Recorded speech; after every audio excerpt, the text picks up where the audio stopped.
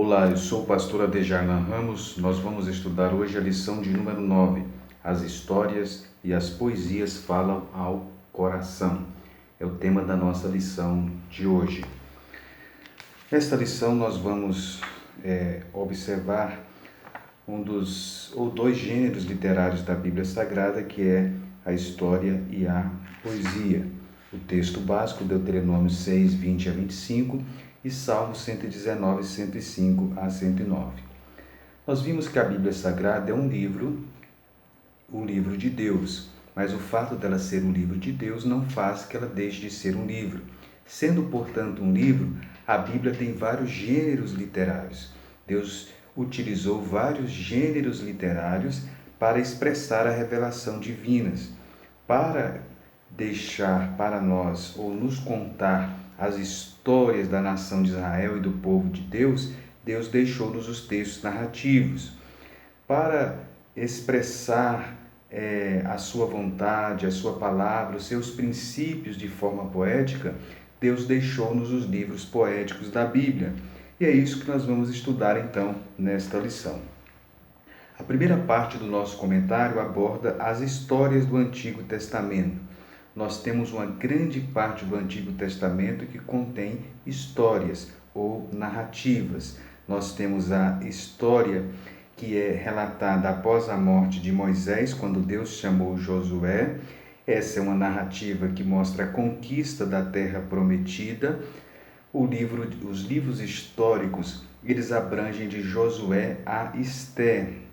Eles contam então a história da nação de Israel, desde a conquista da terra prometida até o retorno do cativeiro babilônico.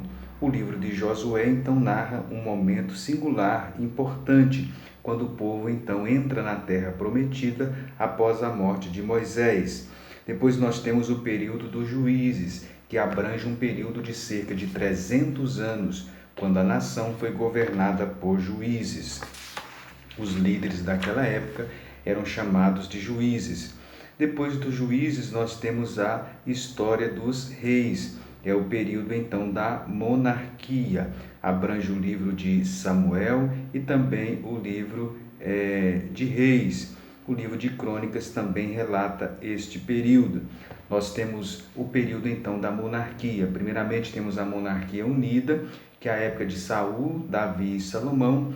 E depois nós temos a divisão do reino. Após a morte de Salomão, nós temos então a divisão do reino liderada por Jeroboão. Jeroboão fica no reino do norte, que é Israel, e Roboão fica no reino do sul, formando o reino de Judá.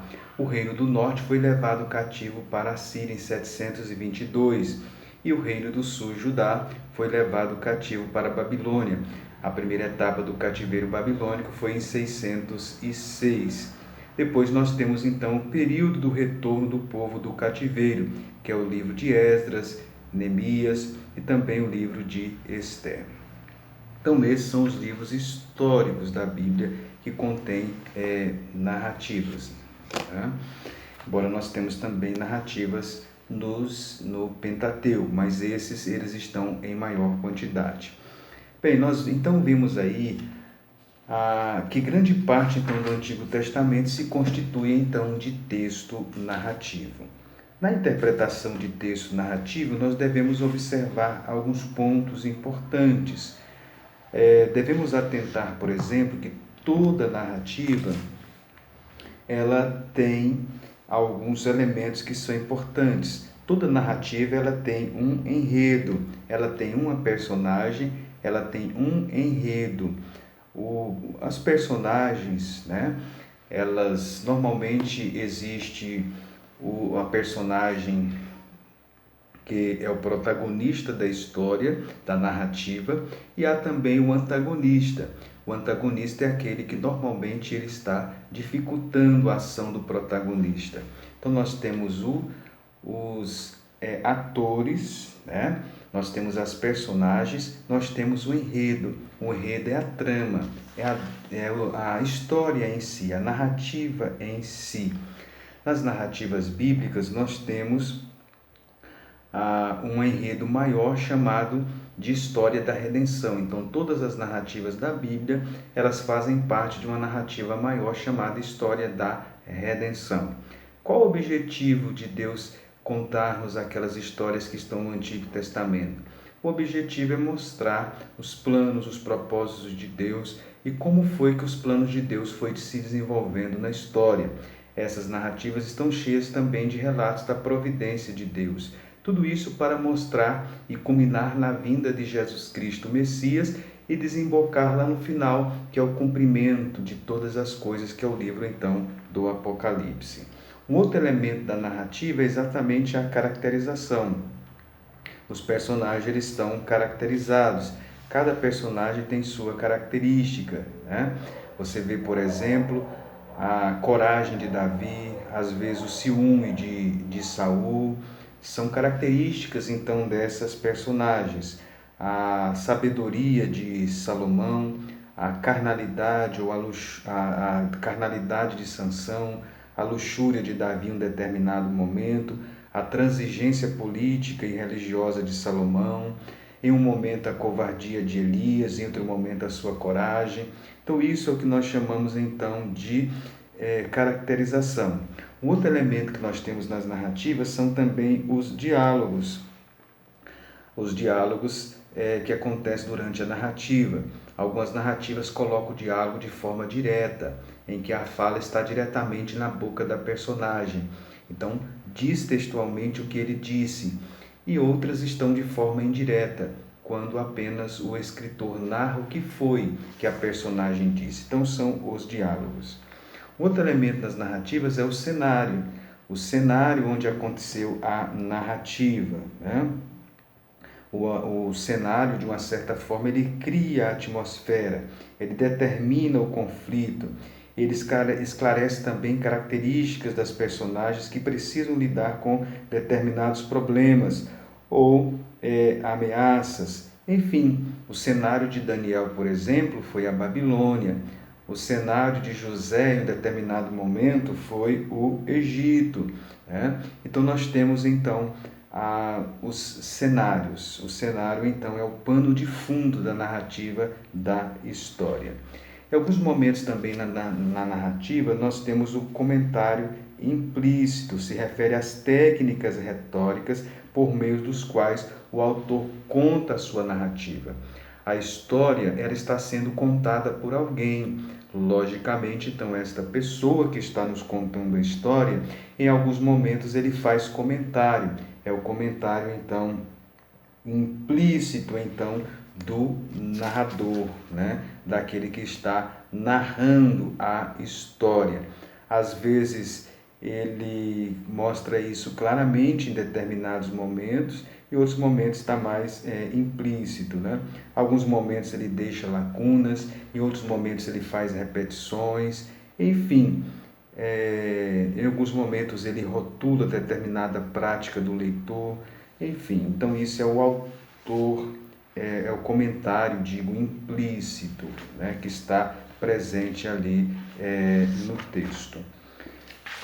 Bem, esses são alguns elementos, então, principais que estão na narrativa. Então, na narrativa tem a personagem, tem o enredo, tem o diálogo, tem o cenário, tem o autor implícito, né? Existe também o leitor implícito, que está presente ali no texto, quando você faz associações com o texto. Bem, quando se vai então considerar e interpretar narrativas bíblicas, nós devemos considerar então estes elementos. Bem, em segundo lugar, o livro trata sobre os livros poéticos de sabedoria do Antigo Testamento.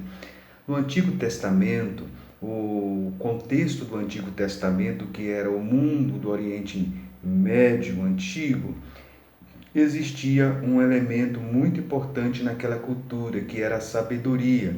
Foi no Egito que floresceu um tipo de literatura chamado literatura de sabedoria. E isso esteve presente também na nação de Israel no Antigo Testamento, florescendo então a literatura de sabedoria. No Antigo Testamento existia a figura do sábio. Tinha o sacerdote, o rei, Enfim, mas tinha o profeta, mas tinha também a figura do sábio. O sábio era aquele em que estavam princípios, então, da sabedoria divina. Daí nós temos, então, os livros sapienciais, ou os livros de sabedoria do Antigo Testamento. São Jó, Salmo, Provérbios, Eclesiastes e Cantares. O livro de Eclesiastes mostra que tudo é vaidade. O livro de Provérbios são princípios, máximas de sabedoria para o bem viver. O livro de Salmos era o livro de louvor da nação de Israel, em que eles demonstravam, através das suas composições poéticas, as diversas situações que eles passavam, de medo, de angústia, de satisfação, de contentamento, de alegria. Enfim, é o livro então de Salmos. Já o livro de Jó é um livro que retrata o drama do sofrimento. E o livro de Cantares, ele ilustra o compromisso, a intimidade e o amor que deve existir no casamento. Refere-se então ao plano original de Deus em relação ao relacionamento conjugal. Portanto, esses livros então são chamados de livros poéticos. É a poesia então do Antigo Testamento. Bem, a poesia do Antigo Testamento ela é caracterizada especialmente pelo paralelismo, quando uma frase é paralela à outra, né? Essa é uma marca, então, da poesia do Antigo Testamento. E a forma como esse paralelismo acontecia, isso determina, então, o nome do paralelismo. O paralelismo sintético, antitético, enfim, o paralelismo sinonímico, são tipos de paralelismos no Antigo Testamento. É bom lembrar também que no Antigo Testamento, quando nós falamos de poesia, há vários tipos de poesia. Por exemplo, existiam os cânticos de guerra. Os cânticos de guerra eram cânticos que envolviam poesia. Por exemplo, em Êxodo 15, em Débora e Juízes 5, é o cântico de Moisés, o cântico de Débora, o cântico em que se canta a vitória sobre os moabitas em Números 21, o relato da coragem do exército de Davi em 1 Samuel 18. Enfim, são cânticos de guerra. Eram cânticos que expressavam alegria pela vitória numa guerra em forma de poesia. Temos também os cânticos de amor. Os cânticos de amor é o típico, por exemplo, no livro de Cantares, é uma forma também poética. Nós temos também os cantos de lamento, que estão presentes, por exemplo, no livro de Salmos. Em alguns momentos o Salmo relata o povo de Deus se lamentando, o povo de Deus derramando lágrimas. Então, os lamentos, né? A poesia em forma de lamento. Salmo 69, Salmo 74, Salmo 56, o Salmo 3, o Salmo 5. Em alguns momentos nós temos lamentos individuais e em outros momentos nós temos lamentos nacionais. Outras formas de poesia é também os hinos ou cânticos de louvor. Os hinos ou cânticos de louvor são aqueles hinos em que Deus é louvado como Criador, como Protetor, como Benfeitor, como Senhor da história. Enfim, o Salmo 113 a 118, chamado Hallel, era o salmo de celebração da Páscoa. Eram hinos ou cânticos de louvor. Existia também os cânticos de ações de graças. Eram aqueles cânticos em que a pessoa louvava a Deus por uma resposta a uma oração específica ou às orações específicas. Estes salmos, então, são chamados de hinos de ações de graças. Os salmos 65, 67, 18 e 30, nós temos dois tipos de salmos de ações de graças na Bíblia. Os salmos de ações de graças individuais, como o 18, o 30, o 32, o 34, o 40, o 66, o 92, o 116, 118, 138. E temos também os salmos de ações de graças coletivas, como o 65, o 67, o 75, o 107, o 124 e o 136. Salmos, então, de ações de graças. Temos também cânticos de celebração e afirmação. É aqueles em que ele se celebra a aliança de Deus com o rei e com a nação. Né? Muitos destes salmos são salmos reais, como o 89, o 20, o 27, enfim, os salmos de celebração. O salmo, por exemplo, 20 e 27 era a preparação para uma guerra. O salmo 45 era o salmo de um casamento de um rei. O salmo 118 e o salmo 18 era um salmo de vitória, né? Ação de graças pela vitória. Tínhamos salmos também no momento da entronização de um rei, o 24, o 29, o 47, o 93, o 95 a 99, dentre outros. Temos também os salmos de sabedoria. Né? Os salmos de sabedoria, os salmos didáticos, são salmos que expressam máximas de sabedoria e princípios que nos ensinam. Como o Salmo 1, o Salmo 36, o 112, o 127, o 128, o 119, 127, 128, são salmos, então, de sabedoria. Temos os salmos também precatórios, é aquele em que se lamenta, né, e predomina a amargura do escritor e o desejo de vingança. Esse desejo de vingança nós devemos ler à luz da história maior da redenção. Não se pode usar os salmos imprecatórios para pedir que Deus vingue uma pessoa. Dentro daquele contexto do Antigo Testamento, em que se estava desenvolvendo a história da redenção, os inimigos de Israel eram os inimigos do povo de Deus, porque atrapalhava, entre aspas, o cumprimento, então, da história da redenção. Então, por isso se permitia, dentro daquele contexto, os salmos imprecatórios, o que não é válido, então, para os dias de hoje.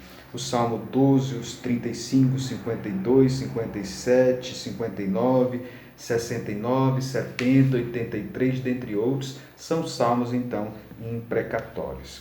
É bom lembrar também que nós temos poesia no Novo Testamento.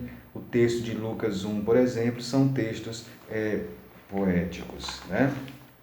Então, a poesia. Outra coisa a ser observada também na interpretação das poesias é que eles estão mais propensos, por exemplo, a figuras de linguagem, a metáforas. Então, uma das diferenças entre os textos históricos e os textos poéticos é que você não vai esperar que num texto narrativo, num texto histórico, o texto não está dizendo o que ele diz, né?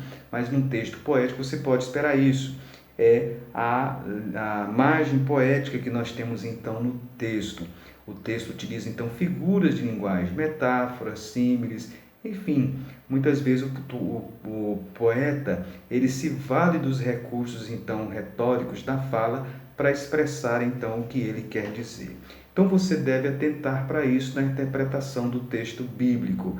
Se você estiver lendo um texto poético, você deve atentar que esse texto poético ele está mais propenso a figuras de linguagem e, consequentemente, ele está você deve seguir uma interpretação específica dele, atentando para estes elementos, para estes princípios e para essas figuras de linguagem. Bem, então os livros, os textos narrativos, os textos poéticos do Antigo Testamento. Quais são as mensagens que esses livros passam para nós? Agora, relacionando isso que nós estudamos com o tema principal da revista, que é a supremacia das Escrituras. Os livros históricos, os textos narrativos e os textos poéticos, eles têm uma mensagem para o nosso coração. É também a palavra de Deus. A primeira mensagem é a mensagem da soberania. Deus é soberano. Quando nós lemos os textos narrativos, nós vemos isto. Deus é soberano tirando o povo do Egito, Deus é soberano levantando Moisés, Deus é soberano conduzindo o povo durante a peregrinação no deserto, Deus é soberano fazendo com que as nações caiam diante de Josué, quando ele avança na terra prometida, e também que ele sofra os percalços e as derrotas quando eles pecam. É a soberania de Deus. Deus também é soberano quando usa a Babilônia para punir o seu povo, mas que também traz o povo do retorno da Babilônia no período pós-cativeiro. Deus é soberano, poderoso também, preparando a nação para a vinda do Messias e para a vinda de Jesus Cristo. Então, Uma das mensagens que nós aprendemos nos livros históricos é a soberania de Deus. Mas também nós aprendemos a mensagem de sabedoria. Nos livros poéticos nós vemos lá a mensagem de sabedoria. Deus é a fonte da sabedoria.